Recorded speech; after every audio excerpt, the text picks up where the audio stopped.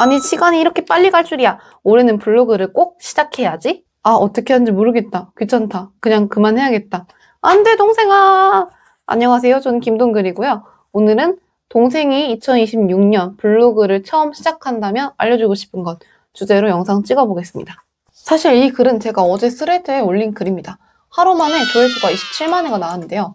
제가 1년 3개월 정도 스레드 했던 것 중에서 최고 기록이에요. 질문도 엄청 많이 달렸습니다. 그래서 이렇게 모아서 영상을 찍어보려고 해요. 이 영상은 제 동생처럼 또는 몇 년 전 저처럼 직장 다니면서 적은 월급으로 저축하느라 좀 쪼들리지만 시간 쪼개서 뭔가 해보고 싶고 도전해보고 싶고 성장하고 싶고 그런 분들을 위한 글입니다. 그리고 몇 달 좀 열심히 해서 생활비도 좀 아끼고 싶다. 외식 좀 편하게 하고 싶다. 이런 분들께 도움이 됩니다. 자, 첫 번째 조언. 일단 먹은 거든 다녀온 거든 갔다 온 거든 다 쓰세요. 블로그 처음 하시는 분들이 질문을 많이 하세요. 블로그는 제대로 배우고 써야 하나요? 아니면 그냥 막 써도 되나요? 근데 저는 맨 처음 블로그 시작하신 분들은 무조건 그냥 막 쓰는 게 좋다고 생각합니다. 블로그 시작하는 건 지금 바로 할 수 있어요. 네이버 로그인 한 다음에 여기 있는 글쓰기 버튼 누르면 됩니다. 글 쓰고 나서 발행 버튼 누르면 끝이에요. 아예 블로그를 처음 하신다면 그냥 아무 글이라도 올리세요. 오늘의 기분도 되고 오늘 겪었던 일, 밥 뭐 먹었는지, 어떤 과자를 먹었는지, 어디 놀러가서 핑크 뮬리를 보고 사진 찍었다. 감자빵이 쫄깃쫄깃했다. 그런 거 마음껏 쓰시면 됩니다. 그냥 일기 쓰셔도 돼요. 제가 전에 일기 쓰지 말라고 했어요. 왜냐하면 목적이 방문자 수 올리는 거니까. 근데 지금 우리 목적은 블로그에 익숙해지고 천천히 성장하니까 글을 많이 써보는 게 중요합니다. 예를 들어서 우리가 마라톤에 나가고 싶은데 평생 침대에 누워서 전기장판 켜고 살았어요. 30분도 못 걸어요. 그 상태에서 마라톤 배우러 학원 가도 의미가 있을까요? 일단 동네 한 바퀴는 걸어 다닐 수 있는 정도가 돼야 러닝을 배우든 마라톤을 배우든 뭐든 할 수 있습니다. 둘째, 글자 수는 800자에서 1500자 정도면 됩니다. 그냥 글 쓰라고 하는데 처음 쓸 때 분량은 좀 고민되거든요. 이거 대략적으로 가이드 정해 들으면 800자에서 1500자 정도면 됩니다. 글자 수가 너무너무 짧거나 너무 길면 약간 불리한 게 있는데요. 글자 수가 너무 적어서 한 351자 이하로 요만큼밖에 없으면 네이버가 판단하기에 이 글은 양질의 글은 아닌 것 같다. 이렇게 판단하기도 하고요. 검색 누락이 오기도 합니다. 검색 누락이라는 건 네이버에 뭘 검색했을 때 내 글이 안 뜬다는 거예요.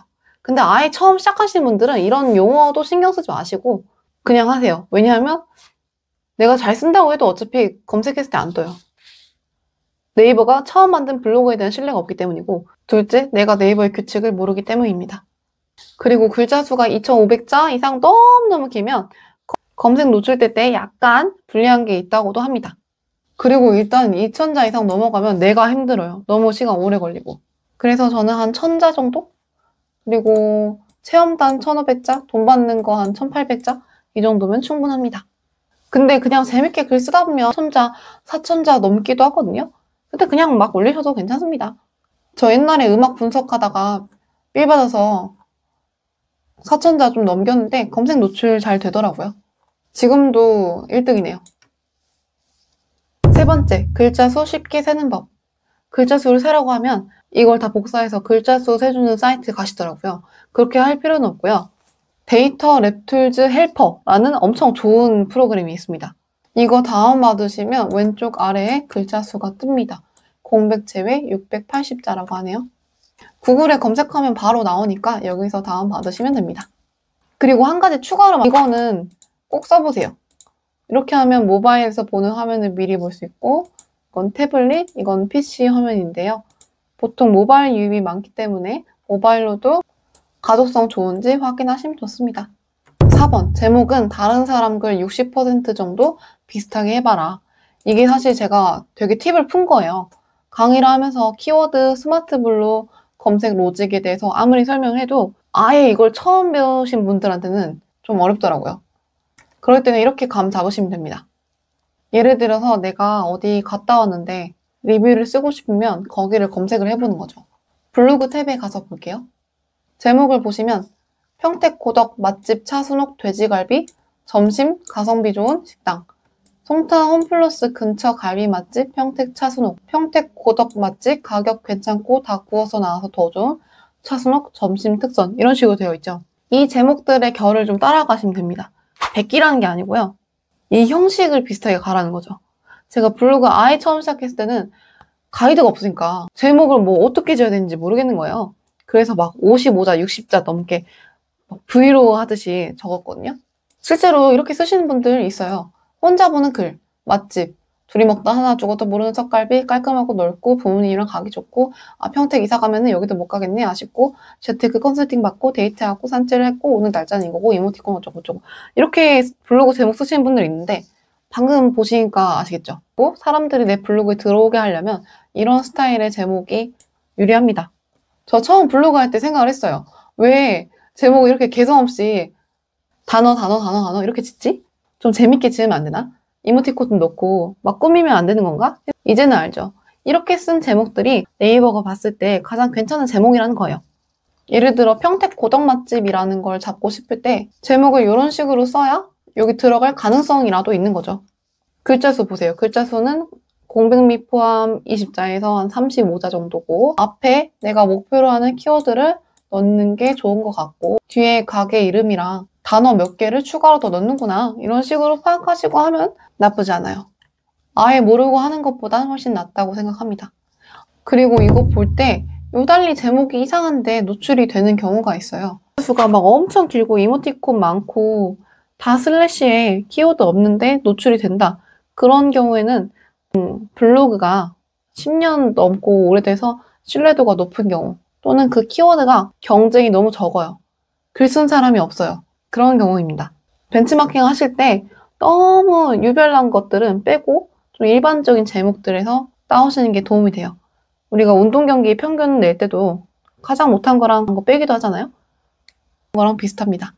근데 이거는 추가로 얘기를 할게요. 제가 제목을 좀 유사하게 하라고 하니까 여기 있는 유사율 말하는 줄 아는 분들이 있는데 이거는 데이터 랩툴즈 헬퍼를 다운받았을 때 쓸 수 있는 기능이에요. 지금 블로그에 있는 포스팅들 제목을 다 비교해서 나랑 똑같은 제목이 있나 없나 판별해 주는 건데요. 예를 들어서 아이폰 17 사전 예약 가격, 혜택, 비교 이런 식으로 넣으면 유사율이 80% 정도 나옵니다. 나랑 비슷한 제목이 꽤 있다는 거죠. 이거 말하는 게 아니고 내가 어떤 키워드를 잡고 싶은지 생각을 한 다음에 그걸 검색해봐서 나오는 제목 참고하라는 뜻이에요. 5번째, 글 쓰는 게 편해지면 이제 키워드 개념을 배워봐. 아까 4번은 적당히 눈치껏 그 분량이나 구성 같은 걸 참고해보라는 소리고요. 이제 제대로 블로그 공부를 해볼 때가 됐습니다. 키워드가 뭐냐? 우리가 본 제목들에 있는 단어가 키워드예요. 예를 들어 볼게요. 네이버에 스포티파이 환불 치면 제 글이 이렇게 뜨는데요. 제가 스포티파이 환불이라는 키워드를 목표로 글을 쓴 거죠. 여러분이 블로그에 어떻게 들어오는지 생각을 해보시면 돼요. 부장님이 우리 회식 어디 갈까? 그러면 이제 평택고덕 맛집 회식 단체석 이런 식으로 검색하시겠죠? 이렇게 키워드를 잡으려면 제목이랑 내용에 기본적으로 이게 들어가 있어야 돼요. 회식만 볼게요. 평택고덕 회식 이 제목에 있어야 되고 내용에도 있고요. 그리고 네이버가 이제 좀 똑똑해져서 숫자만 맞춘다고 되는 게 아니고 맥락도 그 회식에 대한 거 설명을 해야 합니다. 이 가게가 왜 회식에 좋은지, 평택고덕 어디에 있고 주차는 어디에 하는지 그런 걸 충실히 설명한 글을 좀 좋게 봐요. 내가 블로그에 글을 좀 써봤고 이제 방문자 수도 늘리고 성장하고 싶다. 그러면 이제 슬슬 네이버의 규칙을 알아가시면 돼요. 이걸 SEO라고 하는데요. 검색 엔진 최적화입니다. 근데 이런 거 되게 싫어하시는 분도 있어요. 막 이런 거 생각하고 그 규칙에 매여서 글 쓰는 게 싫다. 방문자 수를 신경 쓰는 게 싫다. 그러면 그냥 쓰시면 됩니다.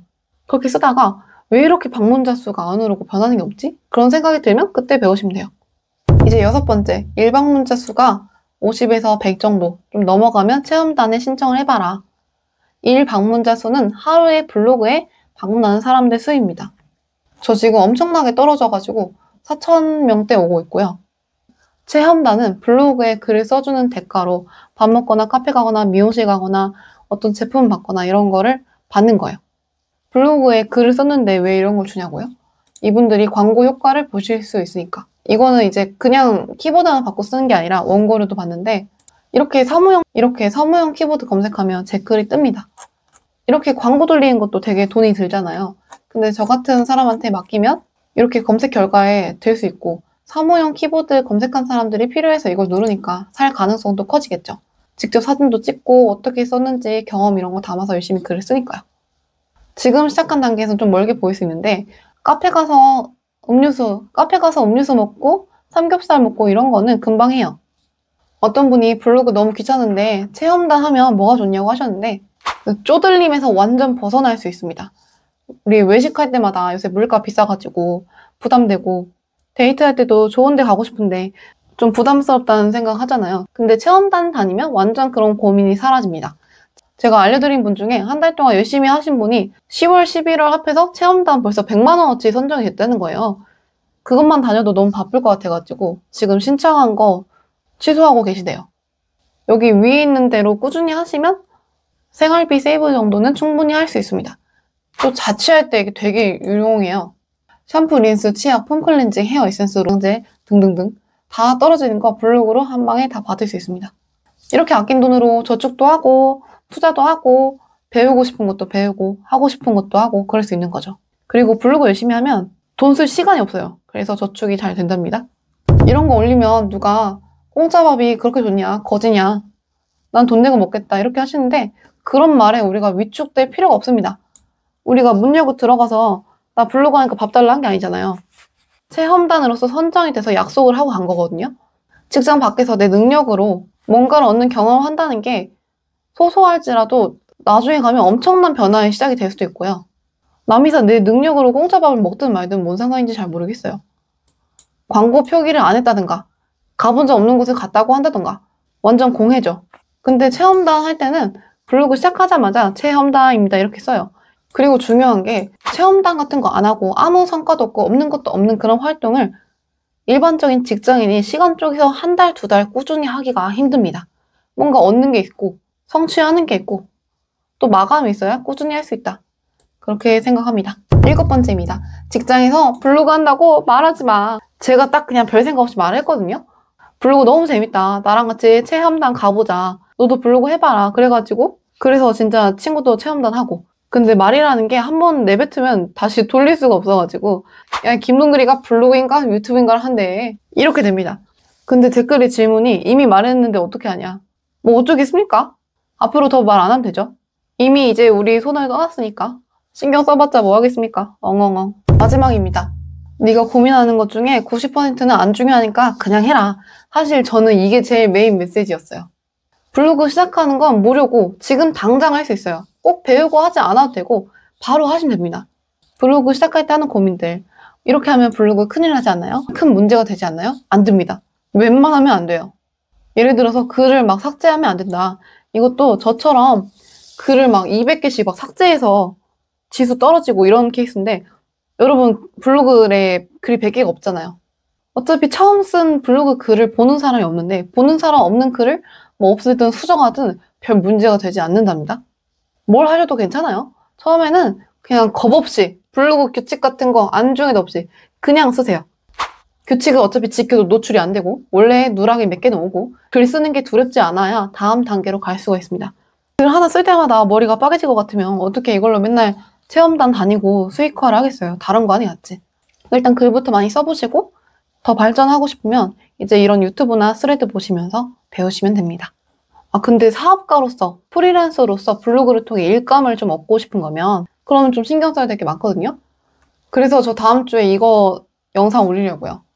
자영업 하시거나 강사하시거나 이런 분들한테는 블로그가 엄청 도움이 됩니다.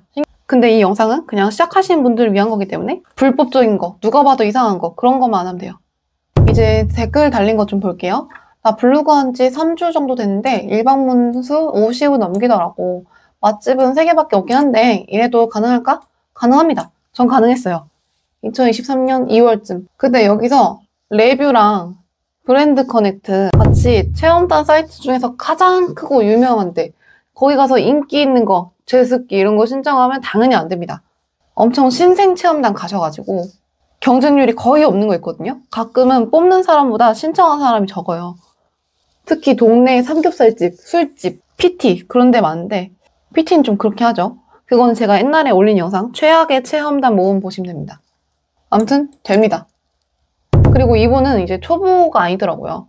내가 맛집 어디 다녀온 것보다 어떤 데이트 코스 이런 게 더 클릭률이 높냐. 요새 카페 맛집 갈 때마다 사진 다 찍어두는데 하나하나 리뷰하는 것보다 데이트 코스 같이 쓰는 게 낫지 않을까 궁금했다. 왜냐하면 관광지 주차장 꿀팁 썼더니 홈판에도 잡혔고 조회수가 갑자기 1000을 넘겼다. 그렇다고 합니다. 이분은 이제 키워드 개념도 있고 그 포스팅을 객관적으로 바라보고 독자를 위한 글을 쓰는 그런 단계죠. 블로그 시작하는 단계가 아니고. 제 답변은 블로그 경험이 많이 적으면 카페든 맛집이든 부담없이 그냥 다 쓰고 감이 잡히면 그냥 갤러리에 있는 사진 그대로 올리는 그런 글보다 검색 유입, 홈피드 이런 거 잘 될 만한 주제로 좀 엮어서 써보는 게 좋을 것 같다 라고 했습니다. 블로그에 왜 일기를 쓰냐? 일기는 네 일기장 써라. 블로그 어렵다. 이런 감정이 들면 안 됩니다. 블로그에 뭐 일기를 쓰든 체험담만 쓰든 우리 마음이죠. 저 말은 블로그 방문자 수를 키우고 돈을 벌고 싶으면 나 혼자만 보는 혼잣말 같은 일기 말고 이제 다른 사람들을 위한 글을 쓰란 건데요. 아까 말했듯이 마라톤 하려면 일단 걸어 다녀야죠. 그리고 회사에서 블로그 밝히면 왜 안 되냐. 아까 말씀드렸죠. 그리고 회사에서 회식 간 거 찍지 마세요. 저처럼. 회사 사람들이 가는 동선이랑 겹치는 것도 저 이제 안 쓰려고요. 그 다음에 블로그 할 때 일단 마구잡이로 써도 되는 건지 아니면 블로그 주제를 딱 갖고 써야 하는지 이거 1번에서 말씀드렸죠? 시작하는 단계에서는 그냥 막 쓰셔야 합니다. 찍먹을 해봐야 나한테 맞는 주제를 하실 수 있죠. 내가 어디에 막 미쳐있으면 그거 바로 하시면 되는데 보통은 그렇지 않단 말이죠. 그러면 다양하게 제품도 받아보고 리뷰도 해보고 해봐야 알 수 있다고 생각하고요. 이것도 저번에 영상 찍었습니다. 전문성 있어 보이는 블로그 세팅 참고하세요. 그 다음 질문입니다. 10년 전 버려둔 블로그를 하기, 새로 파기. 뭐가 나을까요? 저는 10년 전게 낫다고 생각합니다. 이게 블로그의 지수라는 게 있는데 처음 시작하는 입장에서 별로 알 필요가 없는 거거든요. 간단하게 말씀드리면 10년 전에 버려둔 블로그는 엄청 그 지수가 높을 수도 있고 그런 확률은 거의 없지만 그냥 뭐 그냥저냥 괜찮을 수도 있고요. 처음 만드는 사람이랑 똑같을 수도 있고 저품질일 수도 있어요. 저품질은 네이버가 검색 결과에 그 블로그를 안 띄워주겠다고 좀 사망 선고로 내렸다? 비슷하게 생각하시면 됩니다. 사망 선고 아니면 혼수 상태. 근데 처음 만든 블로그는 무조건 준최 2? 그 정도예요. 10년 전에 만든 블로그 그리고 준최 2 블로그. 그럼 10년 전게 낫죠? 그리고 블로그가 잘 나가다가 업체글 몇 번에 저품질에 걸렸다. 이럴 때는 다시 시작하는 게 나을까? 이럴 때는 또 다시 시작하는 게 좋다고 생각해요. 저품질이란 것도 4년 지나면 그 석방이 된다고 합니다. 근데 석방이 돼도 다시 올라가는 게 아니라 처음 시작한 블로그랑 비슷한 위치거든요. 그래서 그 블로그에 엄청난 애정이 있는 게 아니라면 새로 파는 것도 낫다고 생각하고 혹시 이 업체 글이 뭔지 전 정확한 정보를 모르지만 혹시 사진이랑 글을 다른 사람이 제공한 걸 그대로 갖다 올리는 거 있죠. 그걸 기자단이라고 하는데 그거 하다가 블로그 마케팅 간 사람 엄청 많습니다. 그냥 그 사람이 보내준 광고 아니면 어떤 식당 리뷰 이런 거 안 가봤는데 가본 것처럼 그냥 막 올리거든요. 네이버가 굉장히 싫어하는 비체험 원고고 이거는 문제가 될 수 있다는 점. 이거 말한 거긴 한데 중요하니까 한 번 더 말할게요. 유사율을 낮추려고 고생했는데 60% 정도가 좋다니. 근데 저는 이분이 말하는 데이터 랩토이즈 유사율을 말하는 게 아니에요. 그냥 대략적으로 어느 정도 형식만 참고하라는 얘기예요. 유튜브 스타일로 55자 이상 쓰는 사람, 옛날 저 그런 분들을 위한 말입니다. 그리고 데이터 랩토이즈 해퍼 유사율의 경우에는 90% 넘는 건 전 좀 안 좋다고 보거든요. 근데 30% 이하면 그건 혹시 내 제목이 검색 로직에 안 맞은 가능성도 있지 않을까? 그런 생각이 듭니다. 지금 블로그 해도 돈이 되나? 돈이 됩니다.